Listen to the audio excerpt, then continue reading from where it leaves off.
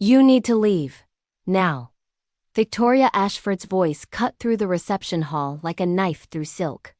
Her diamond earrings caught the light from the crystal chandeliers as she stood between me and the entrance to my own husband's wedding reception. My name is Lily Chen, and I'm 28 years old.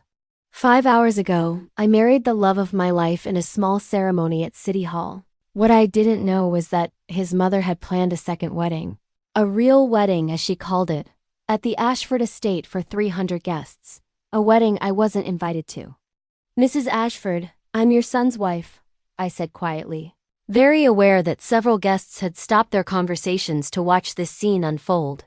Michael asked me to come. Michael doesn't know what he wants, Victoria replied, her voice dripping with the kind of contempt that money can't buy but privilege certainly nurtures. He made a terrible mistake marrying you at that courthouse like some kind of criminal. But I'm fixing it. Starting now. The security guard she'd brought with her stepped closer, his hand hovering near my elbow. Not touching, not yet, but the threat was clear. Behind Victoria, I could see into the grand ballroom where Michael stood talking with his father, completely unaware that his mother was ejecting his wife from their wedding celebration. What Victoria Ashford didn't know, what none of them knew, was that I'd been expecting something like this. Not this exactly, not this publicly humiliating, but something. Because for the past 6 months, ever since Michael first brought me home to meet his family, his mother had been making it crystal clear that a girl from Chinatown who worked as a physical therapist wasn't good enough for her son. The signs had been there from the beginning. Small things that Michael missed but I couldn't ignore. The way Victoria would ask where I really came from, even after I told her I was born in San Francisco. The way she'd mention Michael's ex-girlfriend Stephanie, from a good family, at every opportunity. The way she'd accidentally forget to include me in family photos. The way she'd talk about Michael's future children and their proper upbringing.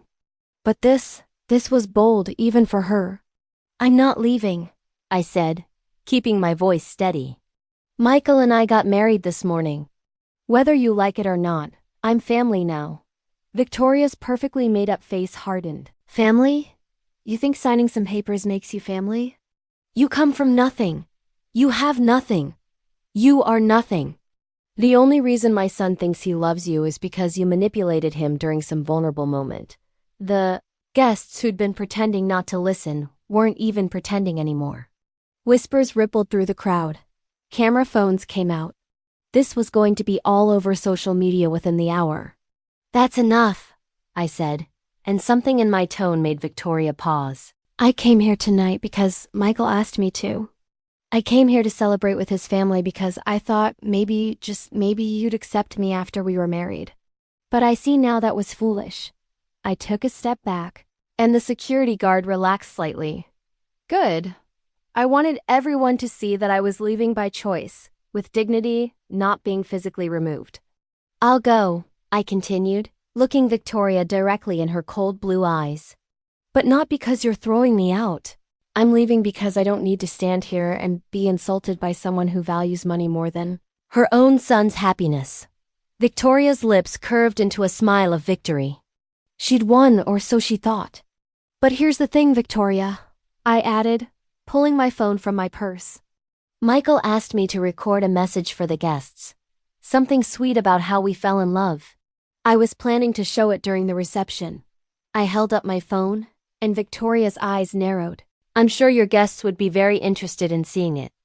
Especially the part where you called Michael yesterday and told him if he went through with marrying me, you'd cut him off completely. That you'd written him out of your will. That you'd make sure he never worked in this city again. The color drained from Victoria's face. You recorded our private conversation? Michael recorded it, I corrected, on his phone. With his mother. Perfectly legal. He wanted proof of what you said, in case anyone ever questioned why we eloped instead of having the big wedding you'd been planning for years. The whispers around us grew louder. Several guests pulled out their phones, probably texting others what they'd just heard. This was definitely going on social media now. You're bluffing, Victoria said, but her voice had lost its certainty. Am I smiled, and it wasn't a nice smile. Want to test that theory in front of 300 witnesses? For the first time since I'd met her, Victoria Ashford looked uncertain. And in that moment of hesitation, Michael's voice rang out across the reception hall. "Mom, what's going on?" He was pushing through the crowd, his face confused and starting to show anger. "Why is Lily standing out here with security?" "Your mother was just explaining the seating arrangements," I said smoothly before Victoria could respond. "She thinks it's best if I don't attend tonight." And you know what? She might be right. Michael's face went from confused to furious in about 2 seconds. "She what?" "It's fine," I said, touching his arm gently. "Really, let's just go home. We can celebrate together, just us." That's all I wanted anyway. What I didn't say, what I couldn't say yet with all these people watching, was that I'd spent the last 3 months documenting every insult, every deliberately cruel moment from his mother. Not because I'm vindictive, but because I learned a long time ago that people like Victoria Ashford don't change unless they're forced to. And sometimes the only way to force change is to have proof of exactly who they are when they think no one's watching. Michael took my hand. "We're not going anywhere. Lily's my wife. If she's not welcome here, then neither am I." "Don't be ridiculous," Victoria snapped, her composure cracking. "This party cost $250,000. Your father's business partners are here. The mayor is here. You can't just leave." "Watch me," Michael said, and started walking toward the exit, me beside him. That's when Victoria made her biggest mistake. "If you walk out that door with her, you're no longer my son," she called out, loud enough for everyone to hear. "I mean it, Michael. You choose her over this family, and you're dead to me." Michael stopped, turned, and in front of 300 guests, including the mayor and his father's business partners, he said clearly, "Then I guess I'm dead to you. Because I choose Lily, every single time." The silence that fell over that reception hall was absolute. We left together, walking through a crowd of stunned guests, leaving behind the most expensive wedding reception San Francisco had seen all year. As we reached the door, I glanced back once and saw Victoria standing there, her perfect facade finally cracked, realizing she'd just publicly humiliated herself in front of everyone who mattered in her social circle. But what Victoria didn't know, what she couldn't possibly know yet, was that this wasn't over. Not even close. Because while she'd been planning this elaborate reception to celebrate her son's marriage to the right kind of girl, I'd been making plans of my own. If this story about family, prejudice, and standing up for yourself touched your heart, don't forget to subscribe to the channel. Because what happened next changed everything, and showed Victoria Ashford that sometimes the people you underestimate are the ones you should fear most. The next morning, I woke up to 47 missed calls and 123 text messages. Most were from numbers I didn't recognize. 3 were from my boss at the rehabilitation center. 1 was from Michael's father, Robert Ashford. Michael was still asleep beside me in our small apartment in the Mission District. Our apartment, the one his mother had called that shoebox in the poor part of town when she first saw it. The apartment I'd saved for 3 years to afford. Working double shifts at the hospital while finishing my physical therapy degree. I scrolled through the messages. The ones from unknown numbers ranged from supportive to vicious.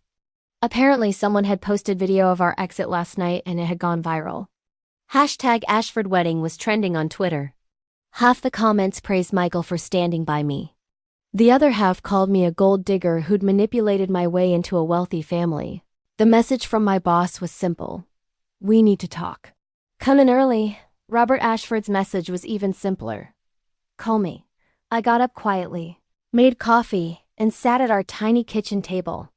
Through the window, I could see the morning fog rolling through the streets.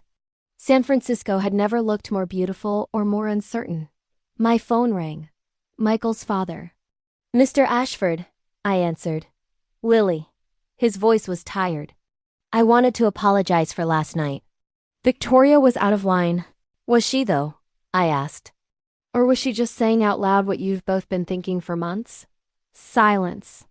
Then, that's not fair. Isn't it? You stood there and watched her try to throw me out. You didn't say a word.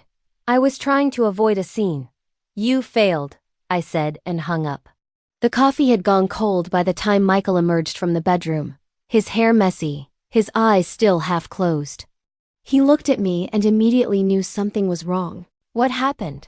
I showed him my phone. His face went from sleepy to furious in seconds as he scrolled through the messages, watched the videos, read the comments calling his new wife every name imaginable. "I'm calling my mother," he said. "Don't, Lily, she can't get away with this. She can't humiliate you like that and just..." "Michael." I took his hand.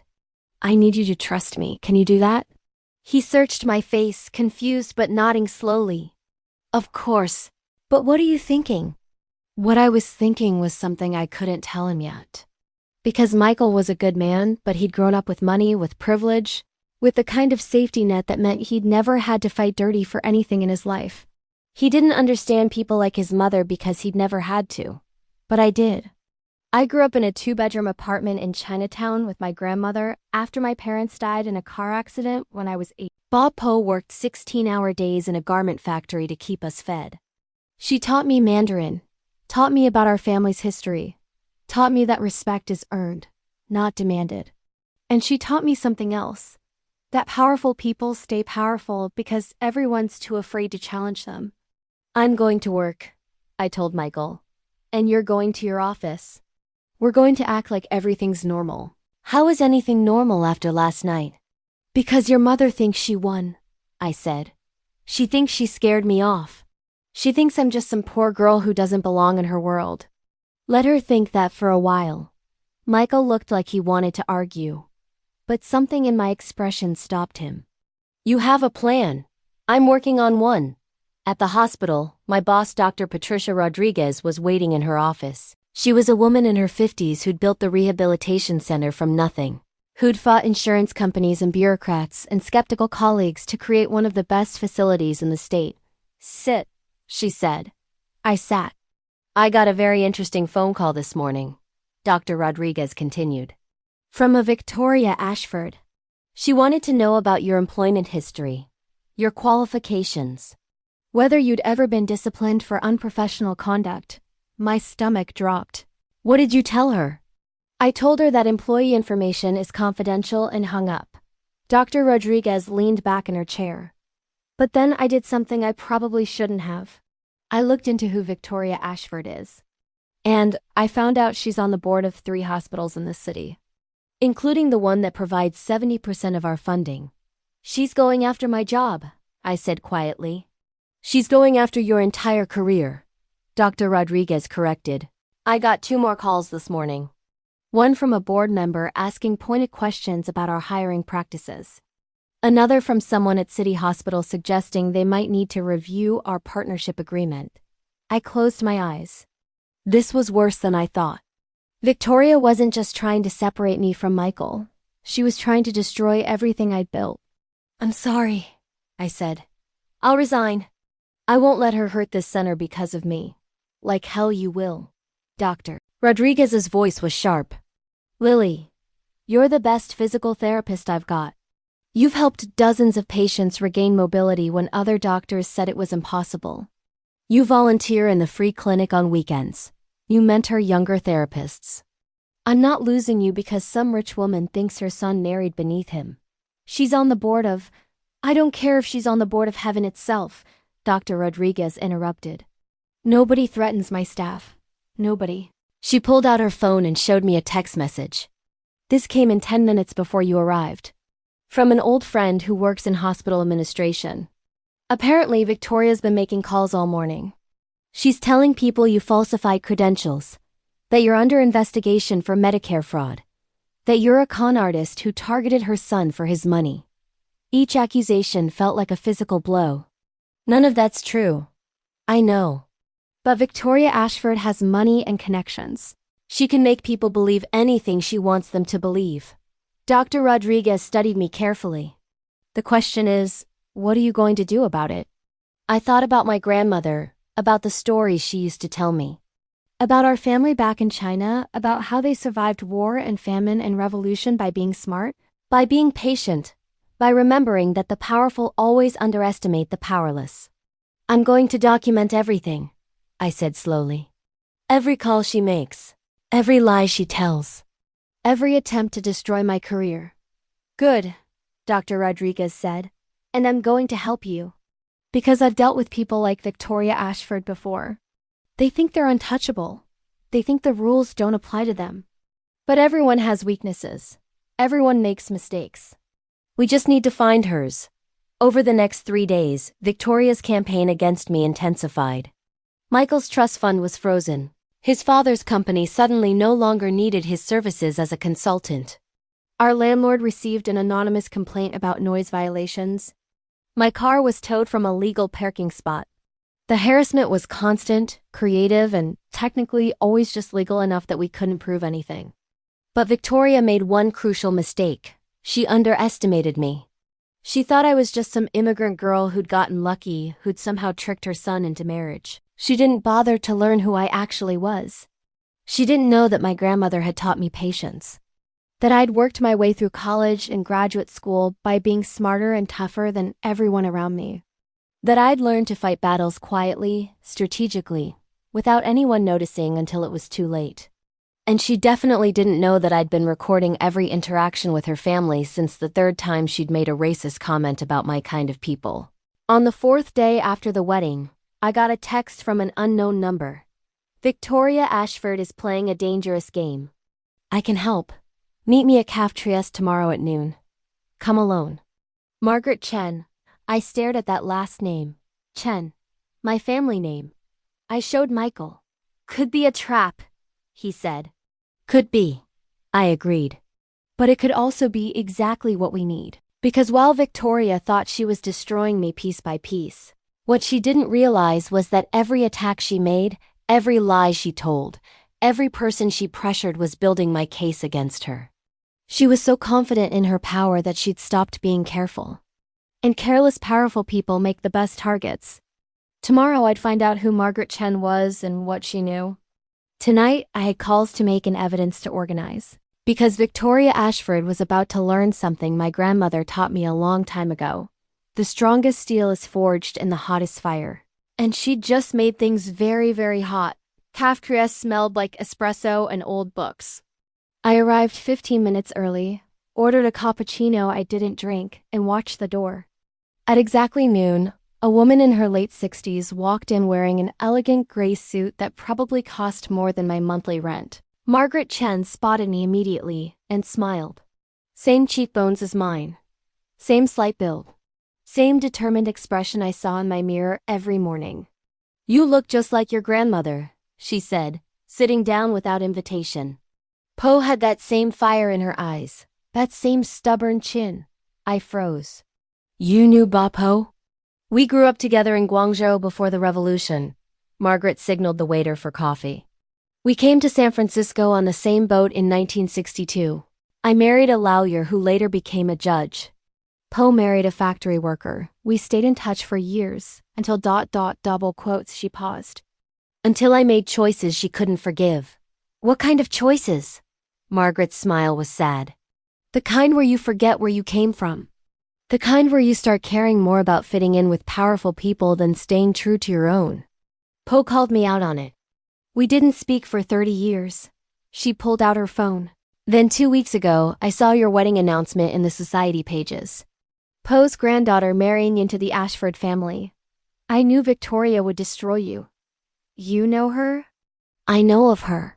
Victoria Ashford sits on every charity board, every hospital committee, every prestigious foundation in this city. She's donated millions over the years. And she's one of the most vicious social climbers I've ever met. Margaret slid her phone across the table. This is what I've collected on her in the past 4 days. The screen showed a detailed document. Bank transfers. Email screenshots. Meeting notes. Pages and pages of information about Victoria Ashford's charitable work. How did you get all this? My late husband was a Superior Court judge for 25 years. I still have connections in legal circles, financial circles, social circles that Victoria doesn't even know exist. Margaret's expression hardened. And I owe your grandmother a debt. She helped my family when we had nothing. She never asked for anything in return. The least I can do is help her granddaughter now. I scrolled through the documents, my hands trembling slightly. What I was seeing was explosive. Victoria's charitable foundation had been embezzling money for years. Small amounts at first, then larger and larger. The donations she claimed to make to various causes were inflated by 30 to 40%. The scholarship fund she ran for underprivileged students had given exactly 0 scholarships in 3 years, despite collecting over $2 million in donations. "This is fraud," I whispered. Yes, and if it came out, Victoria would lose her board positions, her social standing, and possibly face criminal charges. Margaret took her phone back. "But we need to be smart about this. Victoria has lawyers, connections, and the kind of money that makes problems disappear. And what do? We build an airtight case. We get more evidence. And we wait for exactly the right moment to strike." Margaret pulled out a business card. "This is David Park. He's an investigative journalist with the Chronicle. He's been trying to expose charity fraud in San Francisco for 2 years, but he can never get enough evidence. With what I've collected and what you have, we can give him everything he needs." I thought about the recordings on my phone. Victoria's racist comments, her threats, her attempts to destroy my career. Combined with Margaret's financial evidence, it was devastating. "Why are you helping me?" I asked. "Really?" Margaret was quiet for a long moment. "Because I became like Victoria. I forgot where I came from. I married into money and spent 30 years trying to prove I belonged in their world. I hurt people. I hurt your grandmother. And when Poe died 5 years ago, I couldn't even apologize because my pride wouldn't let me." She met my eyes. "I can't fix what I did, but I can make sure you don't end up like me. And I can make sure Victoria Ashford doesn't destroy another woman for having the audacity to marry outside her assigned station." Over the next 2 weeks, Margaret and I met secretly 4 more times. She introduced me to David Park, who was everything she'd promised. Thorough, ethical, and hungry for a story this big. We gave him copies of everything, the financial records, my recordings, testimonies from other women Victoria had tried to destroy over the years, because Victoria wasn't unique in her cruelty. She was just better at it than most. David discovered that Victoria had run the same campaign against Michael's previous girlfriend, the one before Stephanie, a girl from a working-class family who dated Michael for 2 years. Victoria had systematically destroyed her reputation, gotten her fired from 3 jobs, and finally drove her to move across the country just to escape the harassment. The girl had been too afraid to fight back. But I wasn't. Meanwhile, Victoria's attacks escalated. She called my immigration status into question, despite having no basis for it. She spread rumors that I'd trapped Michael with a fake pregnancy. She even hired a private investigator to follow me, hoping to find some scandal, some mistakes she could exploit. What she found instead was me doing my job, visiting my grandmother's grave on weekends, and building a case against her so comprehensive that her lawyers would have nightmares about it. Michael knew I was planning something, but I still hadn't told him everything. Not because I didn't trust him, but because he needed plausible deniability. If his mother accused him of being part of my plan, he needed to honestly say he didn't know the details. But I did tell him this. Your mother has 3 weeks before everything changes. In 3 weeks, there's a charity gala she's hosting. The biggest one of the year. Every important person in San Francisco will be there. What happens in 3 weeks? Justice, I said. In front of everyone who matters to her. Michael studied my face. You're going to destroy her. No, I corrected. I'm going to let her destroy herself. I'm just making sure everyone watches when it happens. That night, Victoria made her boldest move yet. She showed up at our apartment building with 2 police officers, claiming we'd stolen jewelry from the Ashford estate during the wedding reception. A diamond bracelet worth $50,000, allegedly missing from her dressing room. The police were professional but thorough. They searched our apartment while Victoria stood in the doorway with a triumphant smile, probably already planning how she'd use this arrest to annul our marriage, destroy my career permanently, and finally separate me from her son. What Victoria didn't know was that I'd anticipated something exactly like this. That Margaret had warned me Victoria's preferred tactic was false accusations backed by expensive lawyers. That I'd installed a security camera in our apartment 3 days after the wedding. documenting every single moment we were home. Officers, I said calmly, pulling up the footage on my laptop. Officers, I said calmly, pulling up the footage on my laptop. Here's video proof that we've been home every night since the wedding. You can see the timestamp. You can see that no one brought anything resembling a diamond bracelet into this apartment. The younger officer looked relieved. The older one looked annoyed at having his time wasted. Victoria's face went white. She must have hidden it somewhere else. Check the car. Check her workplace. Ma'am, the older officer said tiredly, unless you have actual evidence of theft, we're done here. This looks like a family dispute, not a criminal matter. After they left, Victoria stood in our doorway, her perfect composure completely shattered. She looked at me with pure hatred. You think you're clever, she hissed. You think you can fight me. But I will destroy you, Lily. I will take everything from you. Your job, your reputation, your marriage, everything. I walked to the door slowly, letting her see that I wasn't afraid. You know what the difference is between you and me, Victoria? You use your power to hurt people. I use my mind to stop people like you. I smiled. 3 weeks. That charity gala you're hosting? I'll be there. And I'm bringing guests. I closed the door in her face. Michael had watched the whole thing in stunned silence. Now he turned to me, his expression somewhere between awe and concern. Lily, what are you planning? Something my grandmother taught me, I said. Bapo used to say that the best way to defeat a bully is to let them think they're winning right up until the moment they've already lost. The St. Regis ballroom glittered like something from a fairy tale. Crystal chandeliers, ice sculptures, champagne fountains. Victoria's annual charity gala was the social event of the season. 500 guests in designer gowns and custom tuxedos. The mayor, 3 congresspeople, tech billionaires, old money. New money. All the money. And me, walking through the entrance in a red dress I borrowed from Margaret Chen. The silence that fell across that ballroom was absolute. Victoria stood near the stage, mid-conversation with the mayor, and her champagne glass actually slipped from her fingers. It shattered on the marble floor, the sound echoing like a gunshot in the sudden quiet. What is she doing here? Victoria's voice carried across the room. Security! I'm a guest, I said calmly, loud enough for everyone to hear. Margaret Chun invited me. She's on your board, remember? She can bring a +1. Margaret emerged from the crowd in an emerald gown, looking every inch the society matriarch she was. Is there a problem, Victoria? I wasn't aware we were excluding family members now. Lily is married to your son. Victoria's face went through several shades of red. This is a private event for respectable people. Careful, I interrupted. There are a lot of cameras here tonight.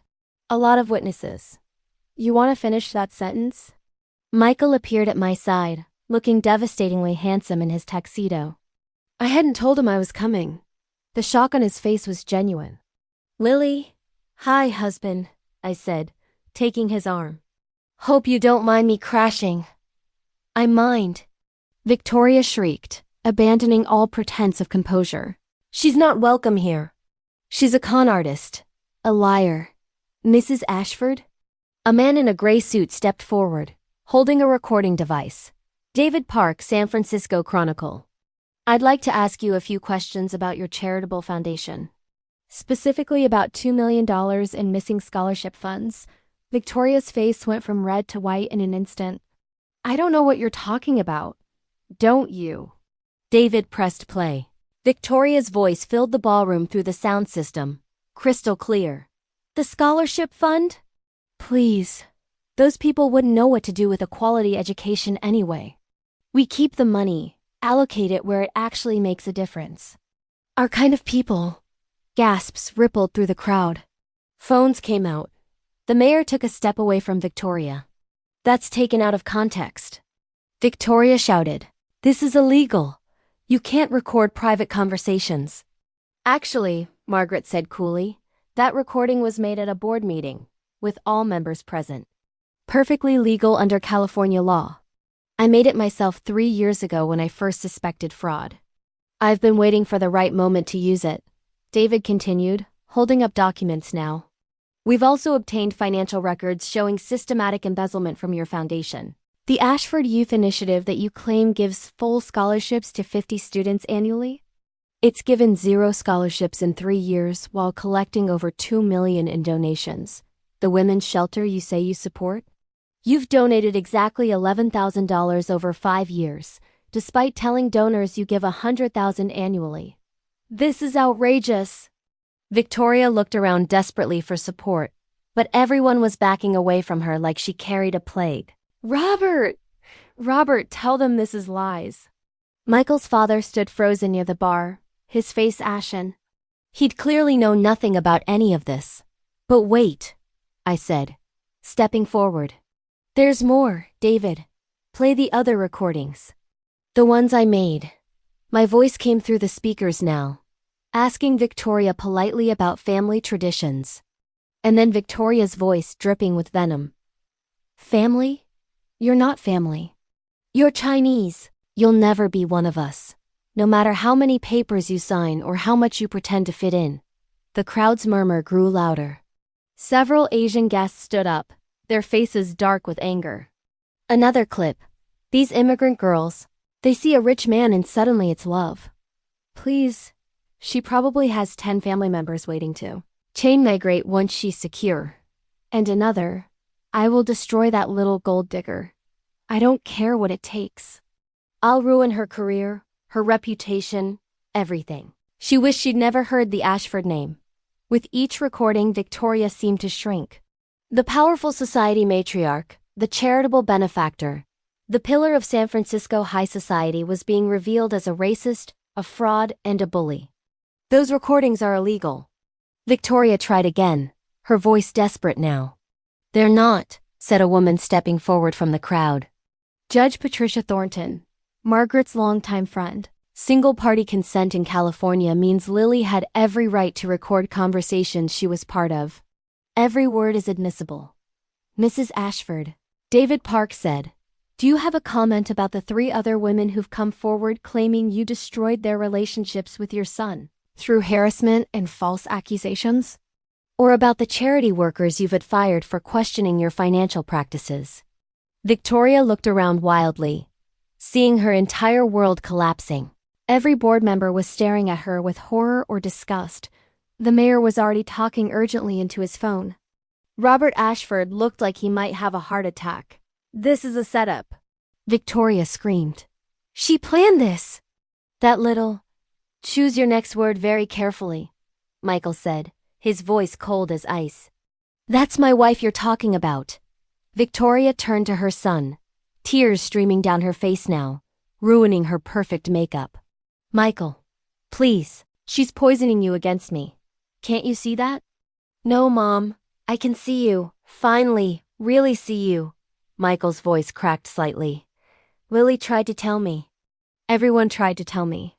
But I didn't want to believe my own mother could be this cruel. If you're watching this and you've ever been underestimated, ever been told you don't belong, ever been judged for where you came from instead of who you are, subscribe to this channel. Because what happened next proved that justice doesn't always come from power. Sometimes it comes from patience, preparation, and refusing to be silent. Security? The hotel manager had arrived with 4 guards. I'm going to have to ask you to leave, Mrs. Ashford. The St. Regis doesn't host events for individuals under investigation for charity fraud. Investigation? Victoria's voice was barely a whisper. The district attorney's office has been contacted, Judge Thornton said formally. Based on the evidence presented tonight, a criminal investigation will be opened Monday morning. I'd suggest you retain legal counsel. Victoria tried one last time to salvage something, anything. She drew herself up, attempted to reclaim some dignity. You think you've won? You think this changes anything? I'm Victoria Ashford. One scandal won't destroy me. I have friends, resources, lawyers. You had friends, Margaret corrected. Past tense. Look around, Victoria. Count how many people are still standing near you. Victoria looked. The space around her was empty. 500 guests, and not one person within 10 feet of her. Even Robert had moved away, his face buried in his hands. "This gala was supposed to raise money for charity," I said quietly. "And it will. David's article comes out tomorrow. Every dollar of fraud will be documented. Every lie exposed. And every legitimate charity you pretended to support? They'll get the money they were actually promised. Because the day will make restitution part of your plea deal." "There won't be a plea deal," Victoria hissed. "I'll fight this." You'll lose," Margaret said simply. "I spent 3 weeks making sure of it. Every document authenticated. Every recording verified. Every witness credible. This isn't a fight, Victoria. This is a foregone conclusion." The security guards were closing in now. Victoria looked at her son one last time, desperate. "Michael, please, I'm your mother." Michael's voice was steady, but I could see his hands shaking. "You were my mother. But the woman I thought you were wouldn't have done any of this." "I don't know who you actually are." As security escorted Victoria out, her screams echoing down the hallway, the ballroom remained silent. Then slowly, someone started clapping. One person. Then another. Then the entire room was applauding. Not for Victoria's downfall. For the truth finally being told. The mayor approached me, his expression carefully neutral. "Miss Chen, that was quite a presentation." "Mrs. Ashford," I corrected. "And it wasn't a presentation. It was a reckoning."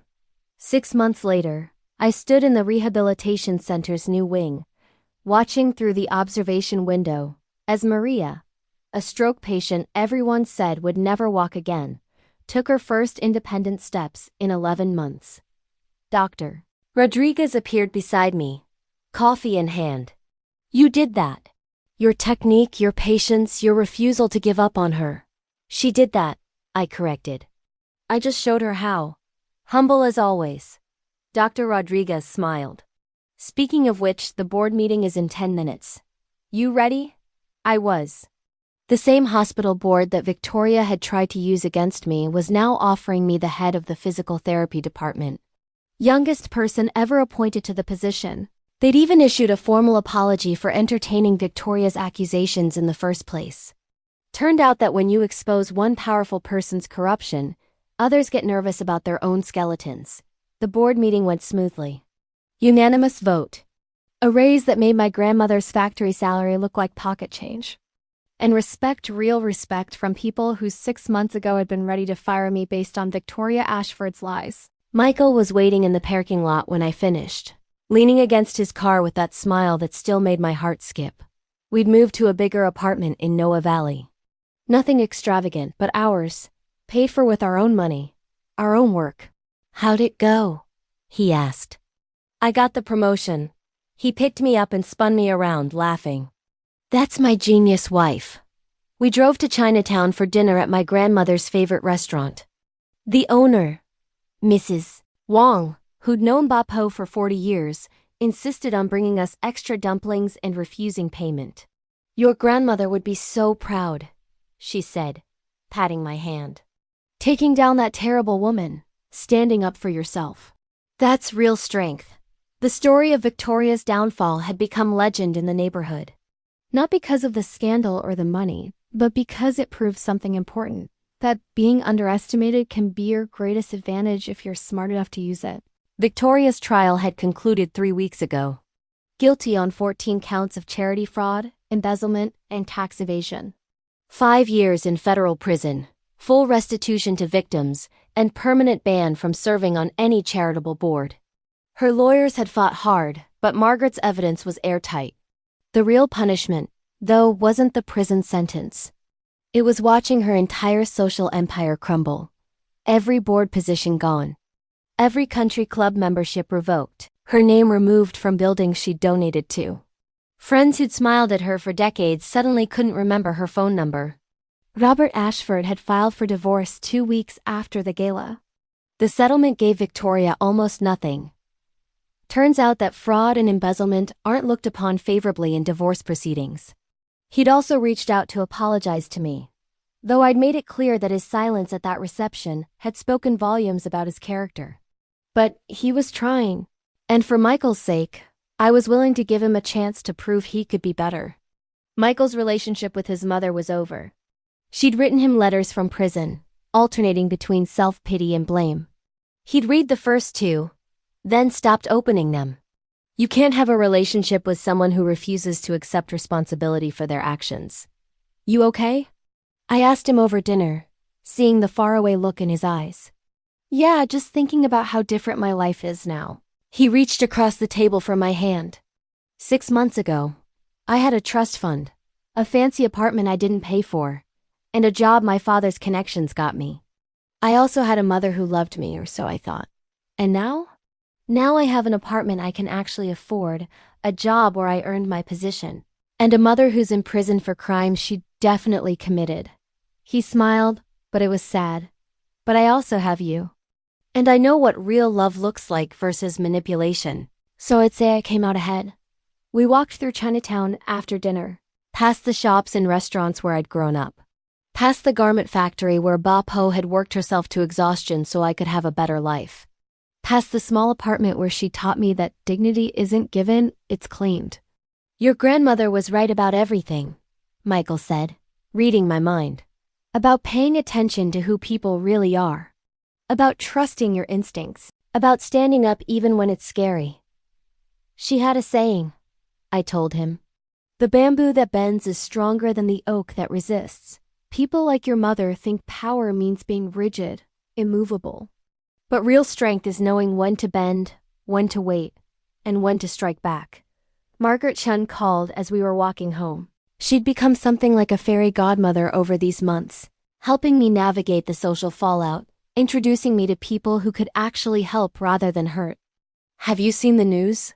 She asked. I hadn't. She sent me a link. The headline read, Former socialite Victoria Ashford's charity fraud leads to reform new laws. Proposed to increase nonprofit oversight. Your case did this, Margaret said. Because you refused to be silent. Because you documented everything. Because you made it impossible to ignore politicians or actually changing laws. 23 other charity fraud investigations have been opened in the past month. You started something bigger than you realize. After we hung up, I thought about that. About how Victoria's attempt to destroy me had actually led to protecting others. About how her downfall had exposed a system that let wealthy people hide behind charitable giving while stealing from the vulnerable. Sometimes the best revenge isn't destroying your enemy. It's making sure they can never hurt anyone else again. A year after that disastrous wedding reception, Michael and I hosted a small gathering at our apartment. Just close friends and family. Dr. Rodriguez, Margaret Chen, David Park, whose investigation had won a journalism award. A few colleagues from the hospital. No chandeliers. No champagne fountains. No $500 a plate dinner. Just good food, better company, and laughter that came from genuine connection rather than social obligation. Speech. Someone called out. I stood up reluctantly. I'm not great at speeches. But I want to say something about the past year. A lot of people ask me if I regret how everything happened. If I wish Michael's mother had just accepted me quietly. That we could have avoided all the drama and pain. I looked at Michael. At Margaret. At all the people in that room who'd stood by me. And the truth is no, I don't regret it. Because that experience taught me something vital. Your worth isn't determined by whether powerful people accept you. It's determined by whether you accept yourself. Whether you stand up when it matters. Whether you fight back when you're told to stay silent. I raised my glass. Victoria Ashford tried to destroy me because she thought I was weak, forgettable beneath her notice. But she forgot that the people she looks down on are the ones who've had to fight for everything. We're stronger than she could ever understand because we had to be. Everyone drank to that. Later, as I was cleaning up, I found Michael looking at a photo on our bookshelf. His mother, father, and him at some gala years ago. Everyone smiling. Everything perfect on the surface. You can keep that if you want, I said gently. He shook his head and put it in a drawer. That's not my family. This is. He gestured at our small apartment. At the friends still laughing in the living room. Family isn't about money or bloodlines or social standing. It's about people who see your worth and celebrate it. People who stand by you when things get hard. 6 months after that, Victoria was released on parole after serving 3 years. I heard she moved to Arizona, far from San Francisco's social scene.